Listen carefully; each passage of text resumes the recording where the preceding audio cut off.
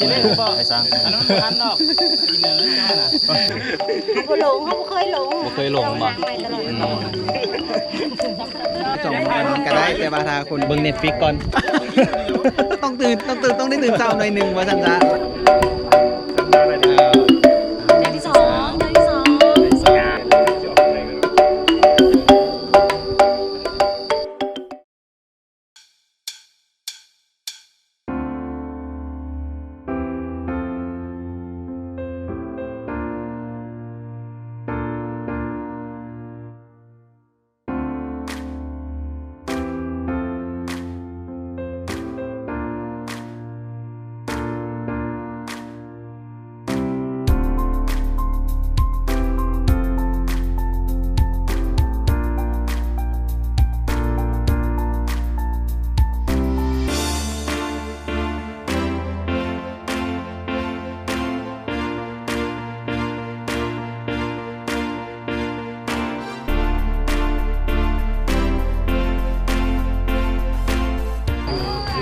ตอนนี้ทีมงานขึ้นภูพะนางกำลังเกี่ยมของโฟมแล้วกันกำลังจะเดินทางขึ้นภูเขามาถามมันผู้ที่มีประสบการณ์มาแล้ว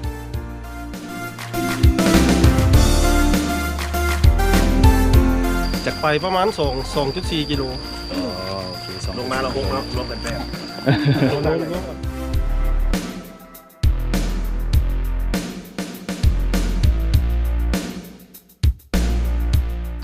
เบเล่ไหวบอ2.4 กิโลผ่านมา ผ่านมา จากกิโล ก็ตายแล้วเจ้านึง โอ ยุ่ง เค แดด เดี๋ยว ยุ่งแดด อันนี้ทีมงานใหม่นี่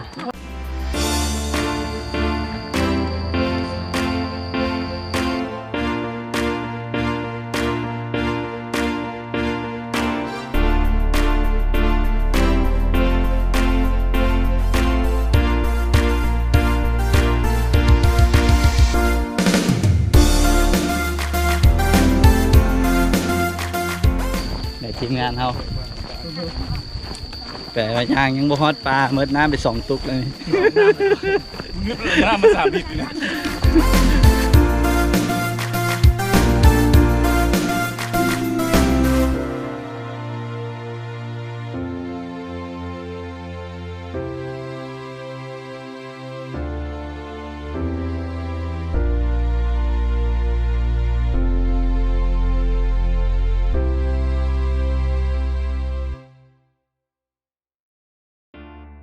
ว่าสิเห็นน้องยางไม้นี่ก็ป่าไม้เบิด2ข้างทางอยู่แต่ว่าเส้นทางที่เฮามายังเป็นเส้นทางที่แบบว่าคนเที่ยวอยู่มันก็เลยย่างสะดวกหน่อยนึงแต่ว่าท่านเข้าไปนี่แหละนี่เพิ่นกำลังจะเข้าไปในป่าดงดิบเนาะมันก็จะเริ่มย่างยากแล้วก็เขาก็ต้องควรระวังเกี่ยวกับเรื่องสัตว์ป่างูเงี้ยวเขี้ยวตะขอเดี๋ยวจังหน่อยสิบ่ทันเพิ่นไปก่อน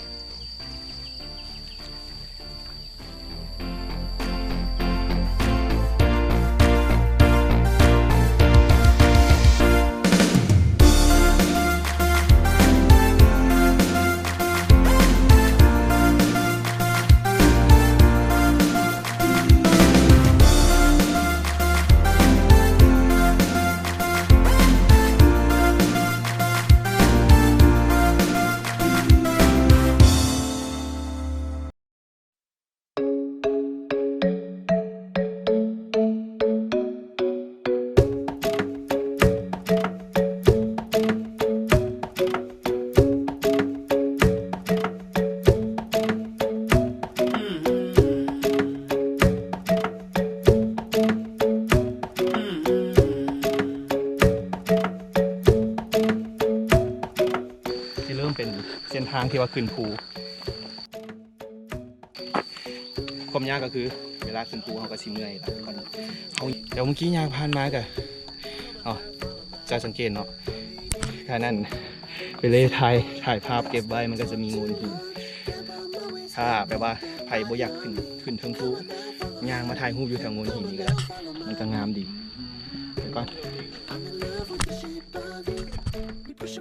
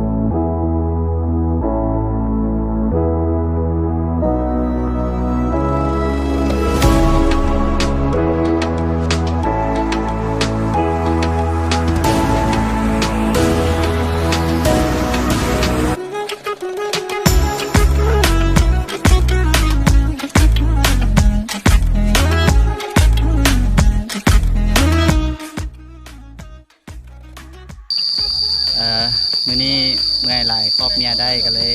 ได้ออกมาธรรมดาแต่แล้วนี่เกือบตายเมียก็เลยแบบเอาแท้ว่ะดีฮักเอาแท้อีกว่าโอเค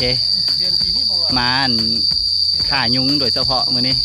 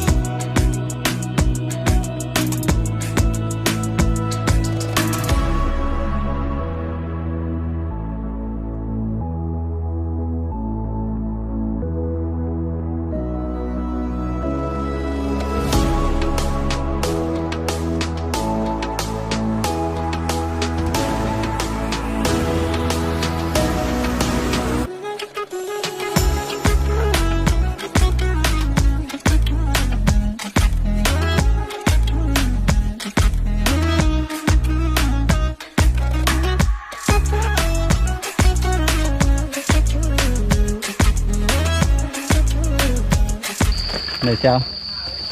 ผักสมวิวหลังเทือขนาด สมดุลยุงหาง สมแต่ละเทือนี่โดนกันนะ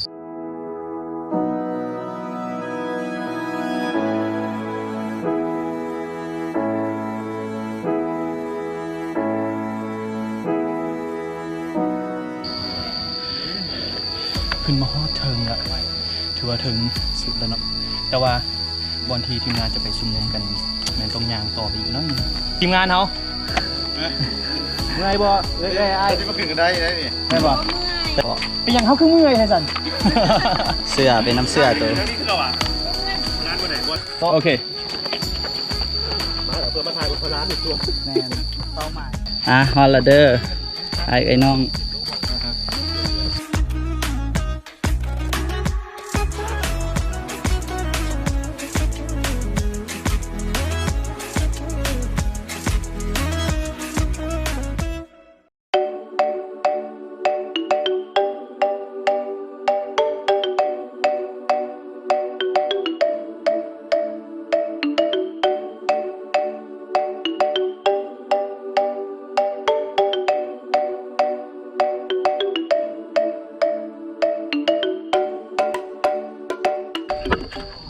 เป็นยังไงใจ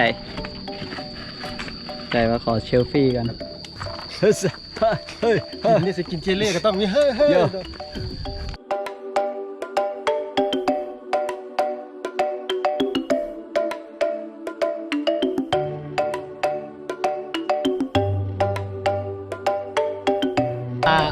คุ้มค่าโอ้ยลงข้างในเราเอาเสื้อลิเวอร์พูลมาเห็นมัน เป็นยังไงคำพูด มื้อนี้ก็เป็นมื้อหนึ่งที่ว่าพวกเขาพวกมักมันย่างเลาะป่าว่าซั่นซะบ่มีเวียก มีเมีย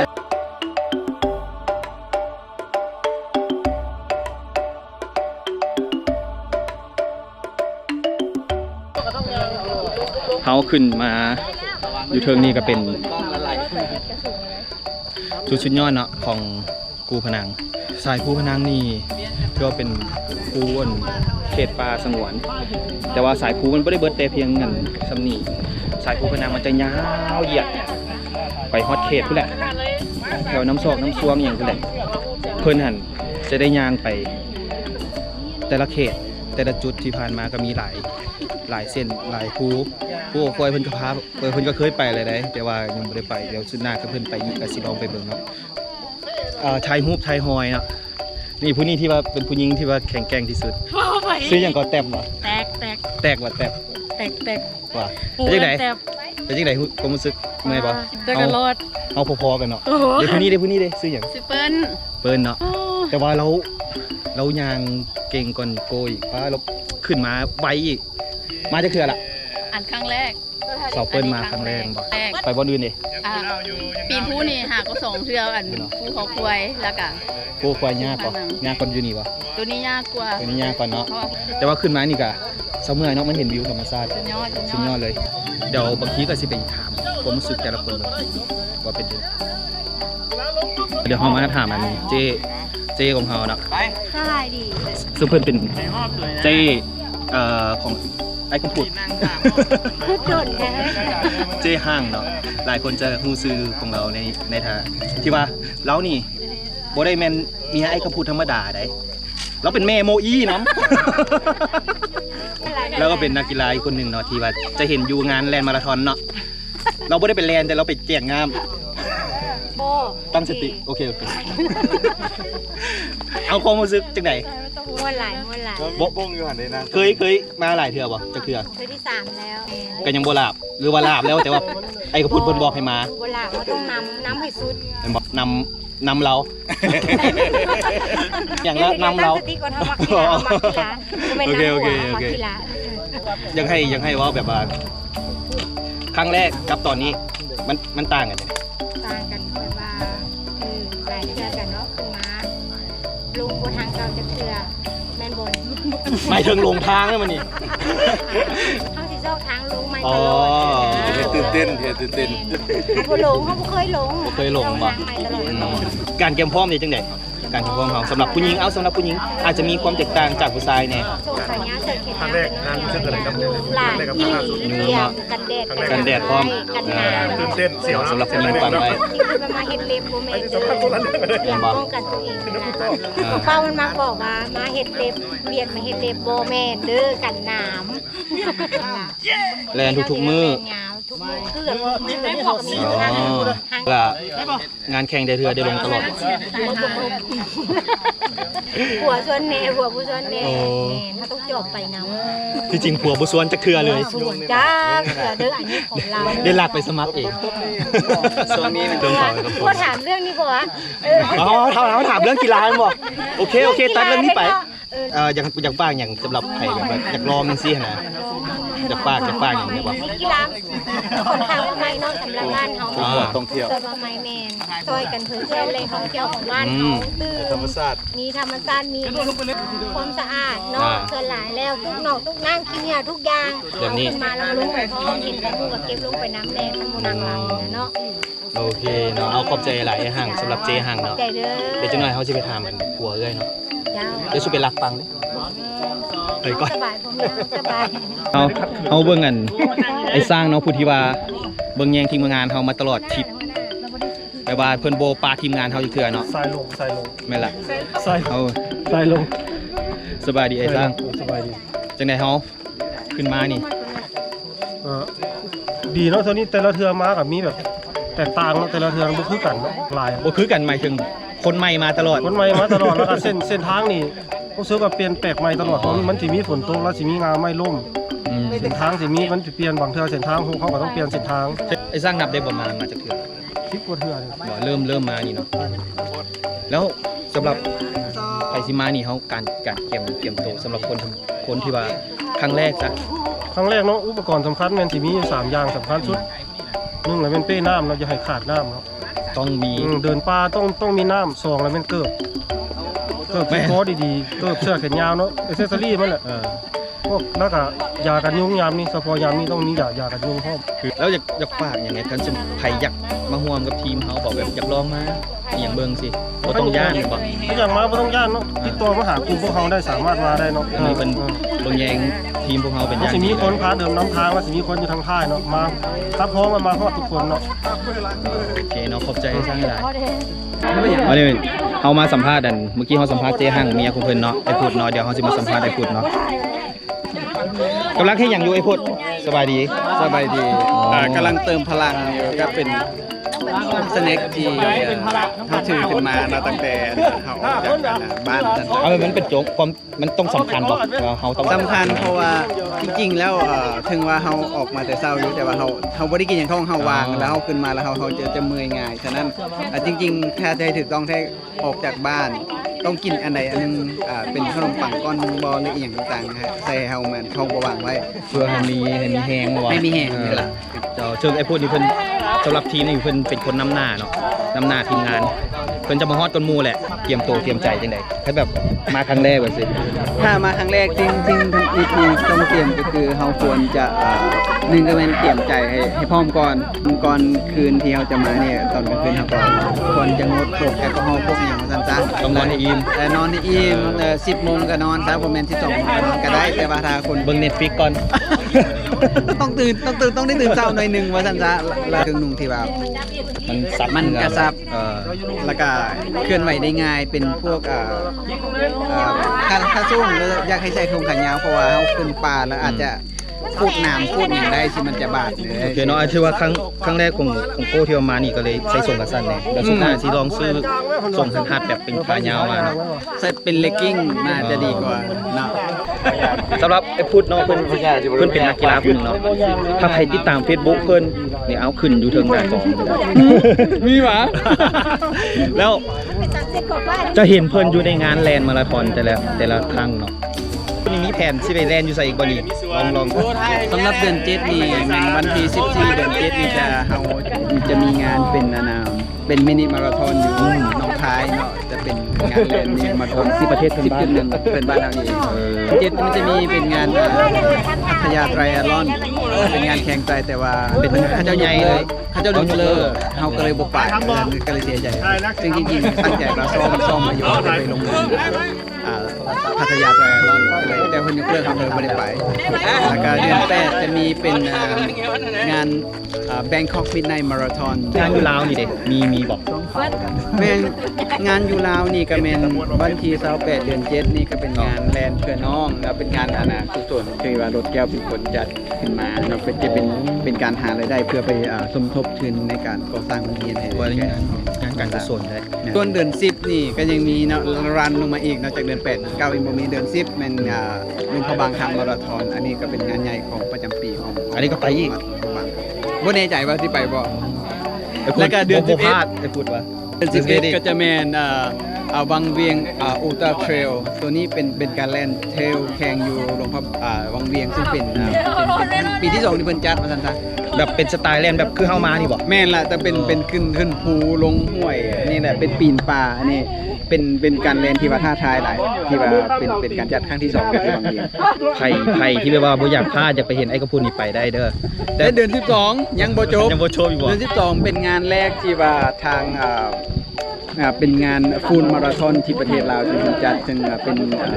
เป็นงานแรกเลยอยู่ในเดือน12นี่ก็เป็นงานฟูลมาราธอนอันนี้ก็งานนี้ก็สมัครไปแล้วก็เป็นงานแลนด์ฟูลมาราธอนครั้งทวีตของประเทศลาวก็เลยอยาก ครั้งทวีตเลย นั่นน่ะก็จะมีทีมแท้ๆเขาก็จะเป็นอยู่ในทีมลาวไทรแอลลอนเนาะแต่ว่าทีมที่เป็นกลุ่มแลนด์อีกก็จะมีหลายๆคนเข้ามาจอยกันนี่ก็มีละ แล้วไอ้พูดสุดท้ายยังให้ฝากถึงหลายๆคนที่ว่าอยากลองมาแลนด์มาอย่างซี่ อยากฝากให้ทุกคนเนาะเพราะว่าการแลนเป็นการแลนหรือว่าการเทรลหรือการไฮกิ้งการย่างป่าเป็นกีฬาที่ว่าบ่ต้องได้ลงทุนหลายตัวไหนก็ใส่แฮงตัวเองมันจะขึ้น แต่ว่าการคนที่ได้มันจะได้ดีหลายกว่าสิ่งที่เฮาคิดเพราะว่าตัวอย่างคือการไฮกิ้งมื้อนี้เนาะก็คือการปีนป่ามื้อนี้ก็จะเฮ็ดให้เฮาเป็นการคาร์ดิโอไปในตัวเนาะซึ่งมาเป็นระยะสั้นเนาะจากจุดที่เฮาขึ้นกาแฟห้างกาแฟขึ้นมาฮอดจุดสูงสุดของหน้าผาแล้วก็ลงกลับไปก็จะได้ประมาณ6กิโลเมตรแต่ว่าการเผาผลาญแคลอรี่จะหลายสำหรับข้าพเจ้าเองแม่นทริปที่ผ่านมาแม่นเผาผลาญไปประมาณ800กว่าแคลอรี่เนาะซ้ำกับเฮาแลนด์ประมาณ21บ่แม่นประมาณ10หลักขึ้นประมาณ10กิโลขึ้น คือวันนี้นี่โก้ก็คือ10เผาผ่านเลยได้บ่นี่ครั้งแรกสำหรับเฮานี่ได้บ่มาเทื่อนี้ได้บ่โอเคเนาะ ได้เนาะ ขอขอบใจนะไอ้ก็พูดเลยล่ะ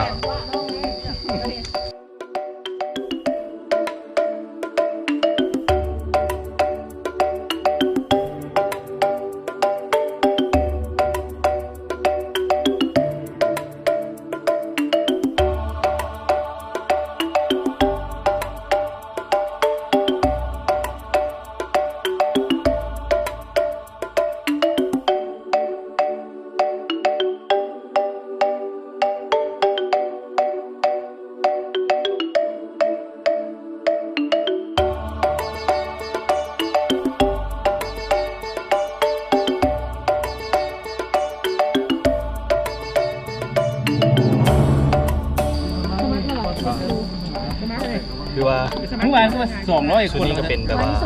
แม่นยวนกูมันเคยเป็นอย่างปลาแต่ว่าการที่มาเฮ็ดอย่างแบบนี้มันก็เป็นอีกประสบการณ์หนึ่งเพราะว่าเส้นทางมันก็บ่ได้ง่ายคือที่เฮาไปแต่ละเทื่อแล้วก็ขึ้นมานี่ก็บ่เสียเมื่อยเลยเฮามาเห็นวิวธรรมชาติแล้วก็ฝากสำหรับไผที่อยากจะมาแบบเฮาแบบสิติดต่อมาทางเฮาก็ได้ มาได้บ่ได้จำกัดว่าสิมาจากคนเพราะพวกเฮานี่สนับสนุนเรื่องการออกกำลังกายเส้นทางอยากให้เกียมตรงเกียมใจเกียมทุกอย่างที่พวกเฮาเกียมมาในมื้อนี้แหละเดินทางไปพร้อมกันกับพวกเฮาได้เตรียมเบิ่งสุดท้ายว่าเฮาสิไปไสแต่ว่าตอนนี้นี่กำลังสิเดินทางลงละบ๊ายบาย